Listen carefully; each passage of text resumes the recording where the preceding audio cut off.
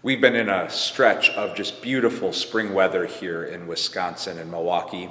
Yesterday was no exception. It was beautiful. So after work, Christy and I decided to take our dog Blue for a long walk in a local park. And because the weather was so spectacular, the park was just teeming with people, especially the playground. There were kids everywhere just enjoying the outdoors and the beautiful afternoon weather. And we saw a scene that plays out probably daily on a playground, which is that there was a little girl who fell in the midst of all of these kids playing. She fell, and the ground in the playground is a softer ground for safety, but so the child was actually probably more startled than hurt. But because there were so many people, when she fell and looked up for mom or dad, she couldn't initially see them, and she panicked a bit and began to sob and to cry. And mom saw this from a distance and was walking towards her, calling out her name. And it took a little while, but once the child was able to lock onto mom's voice and find her through the crowd, she ran to her mom, and her mom did what parents do, scooped the child up, and they just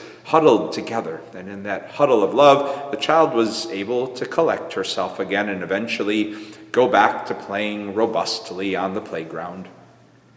One of the stories of Easter that we are invited to enter into is the story of those early disciples locking themselves in a room and huddling together out of fear. It's told in chapter 20 of the Gospel of John, and it can be really easy for us as people so far removed from that experience to be a little harsh or judgmental on those disciples. Why were they locked in a room out of fear instead of boldly proclaiming the gift of Easter? Maybe we can see that story from a different light, though, from the gift of finding a huddle of love. Maybe those first followers of Jesus needed some time huddled in love together in order to find enough grounding and support to navigate those waves of Easter, which really did turn life inside out and upside down, and were waves they had never navigated before.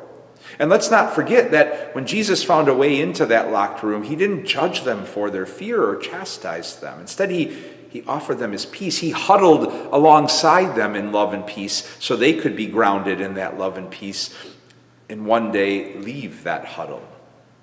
And in all of that is a holy Easter invitation for you and for me to pause and pray today, reflecting on where it is that we find those gifts of huddles of love when our lives have been turned inside out and upside down. Maybe it's when we've fallen, like that toddler in some way. Or maybe it's when we're just so overjoyed that we can't make sense of it all and just want to be with people to share that joy and wonder and awe.